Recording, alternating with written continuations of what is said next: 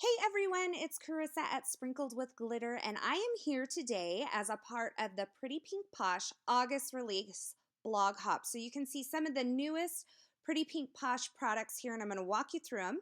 First, we have 5 new iridescent sequins. We have Ballerina, Fairy Tale Fuchsia.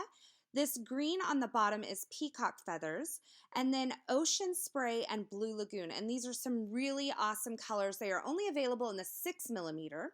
And then, of course, we have some fun new dies. Now, this one here on the left, this is called Twine and Bows, and it kind of cuts this faux twine as well as these really adorable and delicate bows, and there's 3 different sizes on that, and I just love those little bows. I'll be using this die on today's project.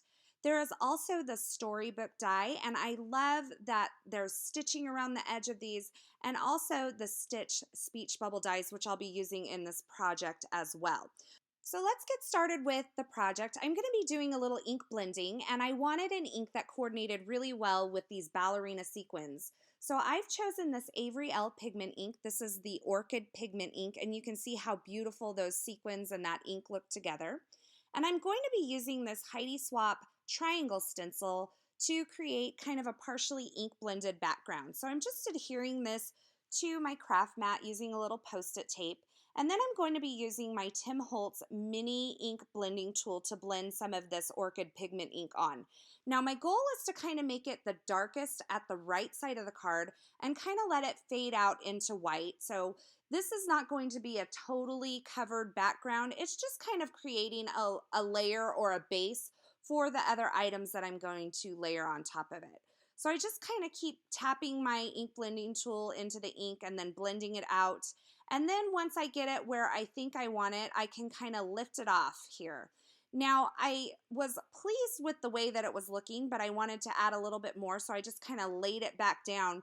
And you'll see me here in just a minute lift this stencil off completely. And so I have it off completely here, and I decided it needed a little more fade into the white. So instead of using just one ink color for this, I decided to go ahead and use the Avery Elle Pixie ink as well, and to kind of let it fade off. It's a little bit lighter, a little bit less intense pink. So I'm blending that around the edges and letting that kind of do a little bit of the fading for me. So it wasn't such a harsh transition from that orchid into the white. It kind of created a softer transition. So now I'm going to get started cutting with some of these new Pretty Pink Posh dies, and I am using the Sizzix Precision base plate because I'm going to be cutting some of my favorite American Crafts gold glitter cardstock. So I'm positioning that there. The Precision base plate takes the place of your bottom cutting pad. So you just layer it up as that with your bottom cutting pad, and then use your dies and your paper and put your top cutting pad on that and then just run it through. And that extra pressure and that metal behind that really gives you a nice clean cut on these intricate little twine and bows dies. So now that I have this all cut out, I have my speech bubbles and I have my little twine piece over there, I'm going to do some stamping with the Paper Smooches Scripty Sayings stamp set. So I'm starting out with this little heart that's a part of the stamp set, and I'm stamping it in that Avery Elle Orchid ink. And then I'm going to use the Always sentiment from that same stamp set. I'm inking it up in some Hero Arts black dye ink, and I'm just stamping that along the bottom. So this kind of says, love always, in the end. It's just kind of a different way of doing it, I guess, with the little heart, and I thought it was really cute. I'm going to be tying those hearts in later, so you'll see more of the hearts come in. And then I decided to create just a little bit of shading around the edge of these die cuts because I wanted them to pop off where you could really see them against the background. I didn't want them to kind of fade into the background. So I'm just using a little Copic marker, the BG11, did that a little bit around the edge, and then you see me going back with the colorless blender to kind of smooth out or even out that line, kind of blend it out a little bit. So once I got those little speech bubbles all kind of edged out and created a little contrast on those, it was time for me to go ahead and attach my little faux piece of twine here that I've cut out of some gold glitter cardstock, and I am using my Zig 2-way glue pen. Now, I've recently rediscovered this and have really been liking it for these intricate die cuts. So you see I tapped it all over the back of that, and now I am just positioning this with my tweezers to keep my hands out of the way. I'm kind of positioning it to where the gathering is towards the bottom of the card instead of right in the middle. And then I use some scissors to cut off the excess. So you can see I've punched some hearts out of that gold glitter cardstock and I've attached them to these speech bubbles. I end up kind of changing that arrangement around a little bit, but you kind of get the idea there. They've been attached with some foam adhesive, and I'm just arranging these little speech bubbles in a grouping all over that kind of gathering of twine. And I'm going to attach them onto my card front using a little bit of foam adhesive. Now, I used one layer of foam adhesive for that first speech bubble that I placed down. And then I used 2 layers of foam adhesive for that second speech bubble that you're seeing me place there. I kind of played with the positioning a little bit more after I got them all positioned on there. And for this last and final speech bubble, I am going to use something that I haven't used in quite a while, but I thought this would make it a fun and more interactive card. So I'm using one of these action wobble springs to attach this little speech bubble. It's just going to add a little movement to it. I did have to trim it down to where it would fit on the back, but once I got it trimmed down, I attached it to the back of my speech bubble there.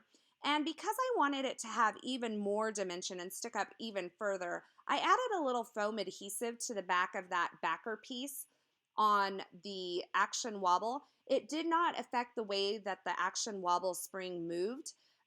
It just gave it a little bit more dimension and helped it sit up higher over the 2 speech bubbles that I already had on there. Since I had a double layer of foam adhesive on that one, I really wanted it to sit up higher.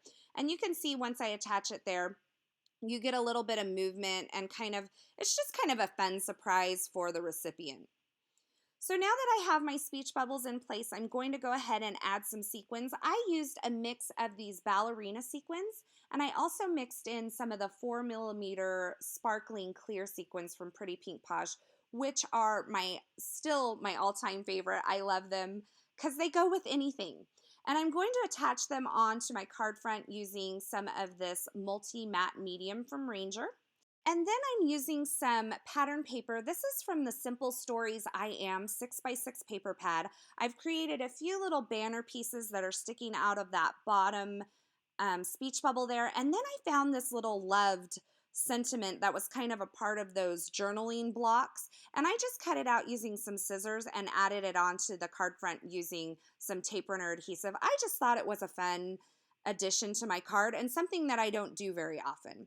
So now I've just added a little tape runner adhesive to the back of my card front, and I'm adding a little bit of this black and white striped pattern paper.